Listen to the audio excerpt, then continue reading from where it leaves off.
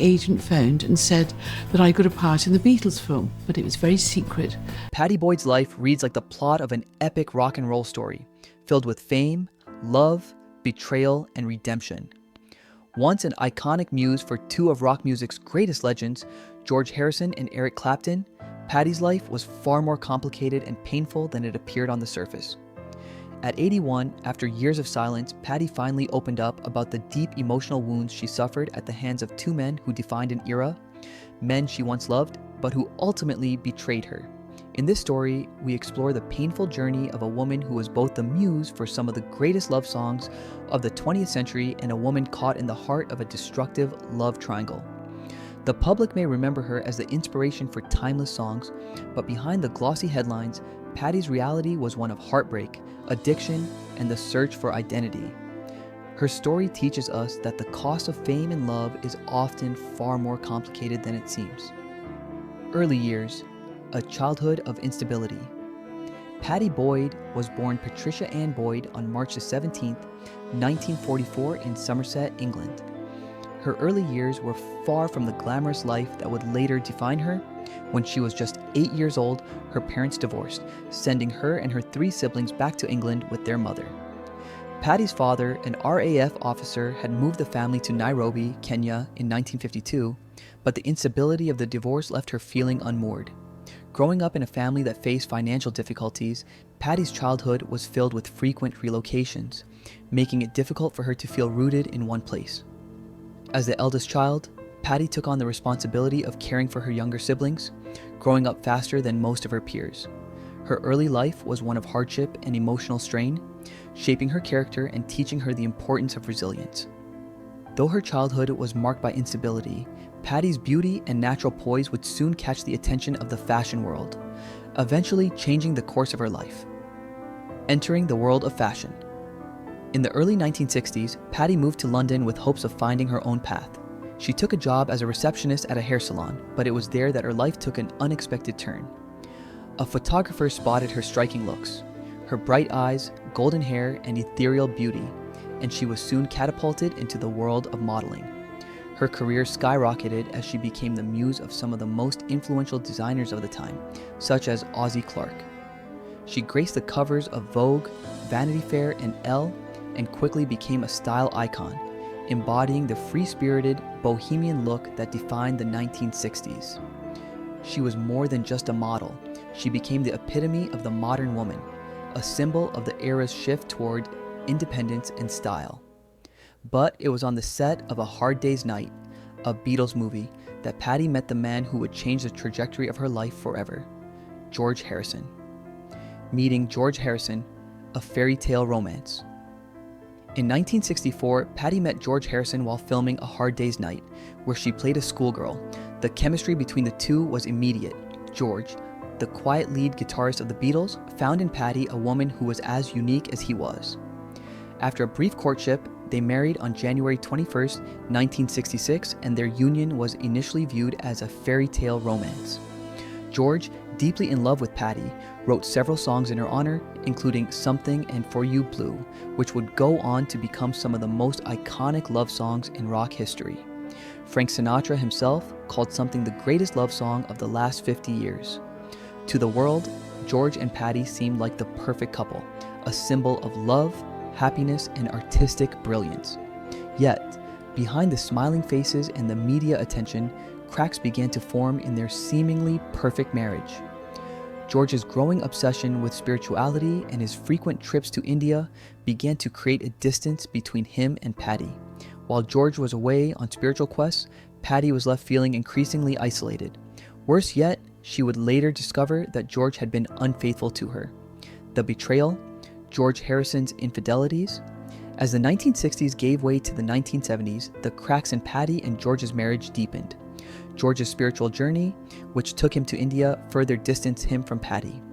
While George was seeking enlightenment, he began to have affairs, and the most painful betrayal came when Pattie discovered that he had been involved with Maureen Starkey, the wife of Ringo Starr, her close friend and fellow Beatles wife.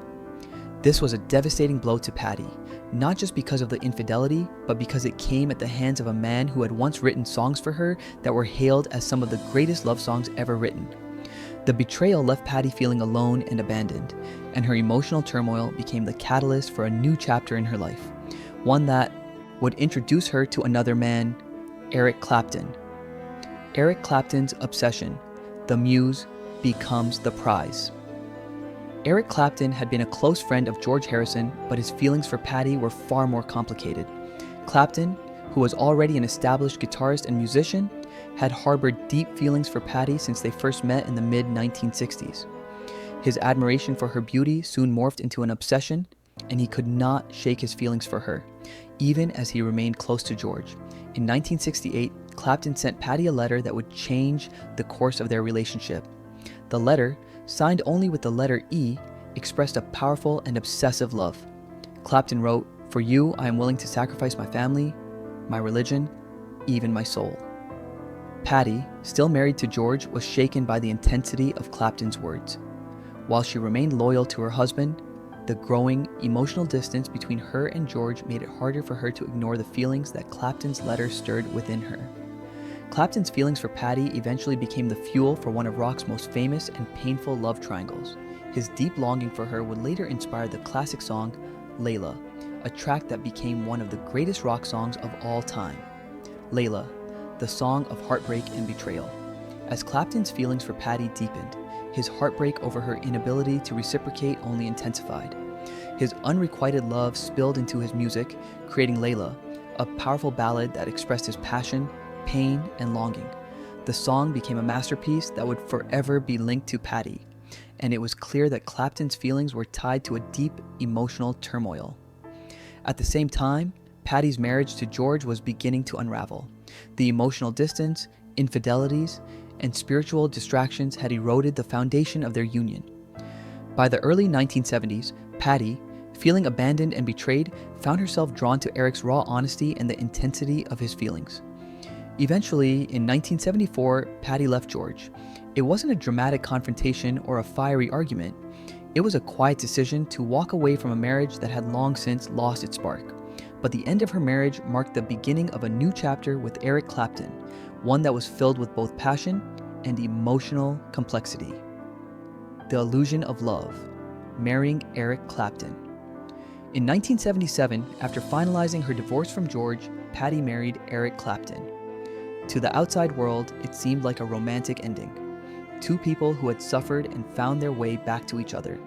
However, for Pattie, the reality of marrying Clapton was much more complicated. Despite Clapton's public declarations of love and the emotional songs he had written for her, their marriage was fraught with challenges. Clapton's battle with addiction, first heroin and then alcohol, made their life together increasingly difficult. Pattie found herself married to a man who was emotionally volatile, sometimes tender and loving, and other times cold and distant. Clapton's dependency on drugs and alcohol turned their relationship into a precarious tightrope walk, with Pattie constantly wondering which version of Clapton she would face each day. The final betrayal, infertility, and Clapton's other children.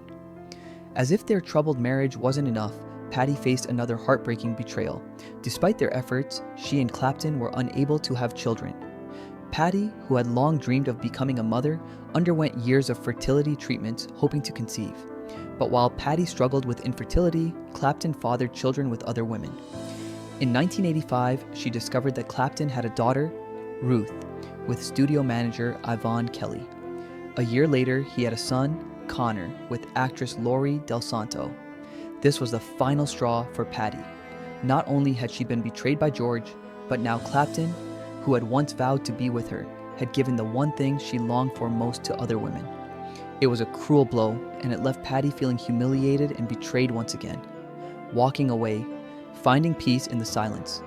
By the mid-1980s, Pattie had reached a breaking point. After years of emotional turmoil, she walked away from her marriage to Eric Clapton in 1987. The divorce was finalized in 1989, but the moment she signed the papers, Pattie felt a sense of liberation. No longer defined by her relationship with George or Eric, she was free to rediscover who she was. Pattie's journey to self-discovery was slow and painful, but it eventually led her to find true love once again. In 2015, after years of friendship, Pattie married Rod Weston, a man who had never been part of the rock and roll scene. Together, they built a quiet life far from the glare of the spotlight. Today, Pattie Boyd is no longer defined by the men who once loved her. She is a woman who has reclaimed her identity and her peace, and her life stands as a testament to resilience, healing, and the importance of finding one's own path. The Illusion of Love. Marrying Eric Clapton. Pattie Boyd's relationship with Eric Clapton was fraught with public fascination and private turmoil. Their union, often seen as the culmination of a rock and roll fairy tale, was anything but peaceful. In 1977, Pattie, freshly divorced from George Harrison, married Clapton in a small, intimate ceremony in Tucson, Arizona. Harrison, despite their separation, attended the wedding as a sign of respect for the woman who had once been his wife, while the media chronicled the event as a reunion of rock icons, creating a spectacle that overshadowed the real emotions of those involved. For Clapton, the proposal to Pattie seemed like a final chapter in a love story written with passion and desire. The public believed that Clapton's devotion to Pattie was genuine. After all, his famous ballad, Wonderful Tonight, was seen as a heartfelt dedication to her. But beneath the music and glamour, Pattie's life with Clapton was anything but idyllic. Clapton's struggles with heroin addiction and later alcohol wreaked havoc on their marriage, dragging Pattie into a world of emotional volatility. What seemed like a dream union quickly devolved into a relationship marked by uncertainty, chaos, and a constant battle against Clapton's demons. Pattie found herself caught in a cycle of dependency, not just on Clapton's love, but also on his need for her to be his emotional anchor. While Clapton wrote her songs and lavished her with affection, it was often a one-sided exchange, leaving Pattie feeling emotionally drained and isolated. The dark side of fame, the reality behind Wonderful Tonight.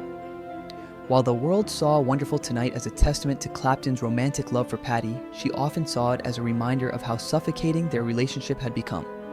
For Clapton, writing the song was a gesture of love and admiration, but for Pattie, it symbolized a different reality. She was the muse of a man whose addiction to drugs and alcohol was slowly eroding the foundation of their life together. The song, which should have been a tender tribute, felt like a symbol of her entrapment. Pattie found herself trapped in a relationship where love was intertwined with dependency, both from Clapton and her own desire to maintain the illusion of perfection. Clapton's mood swings, fueled by his addiction, would often make Pattie feel as if she were walking on eggshells. The volatile nature of their life together created a gulf between what was seen by the public and what actually transpired behind closed doors. While Clapton's fame as a guitar legend grew, Pattie was increasingly isolated, unable to share her true emotions without fear of backlash or judgment. The love story that the world adored was, in reality, a gilded cage. The final betrayal. The struggle with motherhood and infertility. As Pattie's marriage with Clapton wore on, one of her greatest desires was to start a family. She yearned to have children with him, but infertility became another painful chapter in their relationship.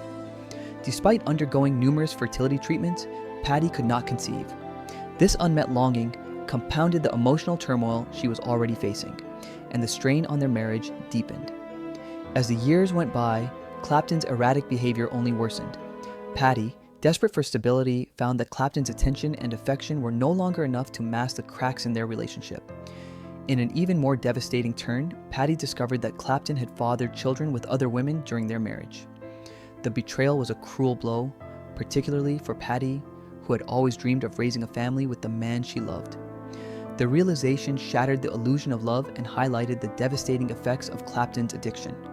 The combination of Clapton's emotional distance and his infidelities made Pattie feel as if she had been living in a shadow of his larger-than-life persona.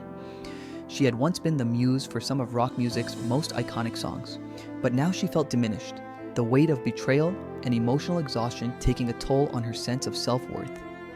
Walking away, finding freedom in the silence. By 1987, Pattie could no longer bear the weight of her marriage to Clapton.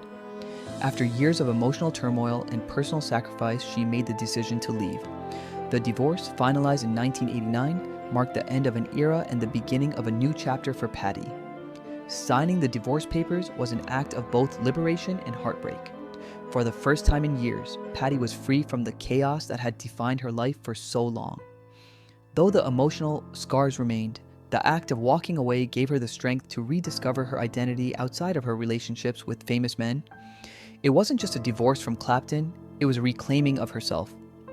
Pattie Boyd, the woman who had once been at the center of rock and roll history, now had the chance to forge her own path. The world had known her as the ex-wife of George Harrison and Eric Clapton, but Pattie was determined to be seen as her own person, no longer defined by the men who had shaped her life in both positive and painful ways. Rediscovering her identity, photography, and peace.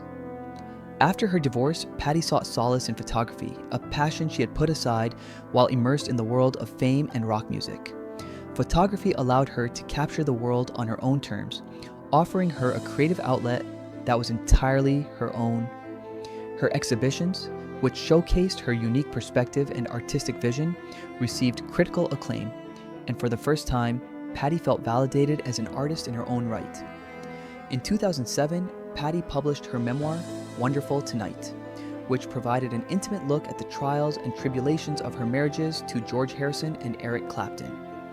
The book revealed the painful truths behind the songs that had been written about her, exposing the sacrifices she had made in the name of love. Pattie's story was no longer just about being the muse or the inspiration behind iconic rock ballads. It was about her own journey of survival, heartbreak, and eventual rediscovery of her own voice. Finding True Love, A Quiet Life with Rod Weston. In 2015, after decades of heartache and emotional turmoil, Pattie Boyd found love again. This time, it was with Rod Weston, a longtime friend. Their relationship, far removed from the chaos of rock and roll fame, was grounded in simplicity and authenticity. They married in a private ceremony, far from the prying eyes of the media, marking a peaceful new chapter in Pattie's life. At last, Pattie had found the love and stability she had always longed for, free from the destructive forces of addiction, fame, and infidelity.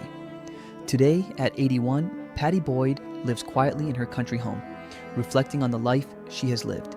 She has experienced the heights of fame, the pain of betrayal, and the challenges of finding her true self. Yet, she has emerged stronger, with a renewed sense of peace and a quiet contentment that eluded her for so long. No longer defined by her relationships with rock stars, Pattie Boyd is now her own woman, a woman who has endured, survived, and ultimately thrived. The woman beyond the rock stars. Pattie Boyd's story is one of immense personal transformation. She entered the world of rock and roll as the muse to two of its most iconic figures, but her life was much more than that. Through her marriages, her struggles with motherhood and infertility, and her eventual self-discovery, Pattie proved that she was more than just the woman behind the songs. She was an artist, a survivor, and ultimately, a woman who found peace on her own terms. Her legacy is not just one of rock and roll history, but of resilience, strength, and the power of reclaiming one's identity. Pattie's story is a reminder that, even in the most glamorous of worlds, personal happiness and fulfillment come from within. After years of heartache and loss, Pattie Boyd's journey toward self-acceptance and peace shows that it is never too late to redefine oneself, regardless of past relationships or the roles society may try to impose. Her life, now marked by simplicity and quiet joy, serves as an inspiration for anyone seeking to overcome the pain of the past and build a life that is truly their own.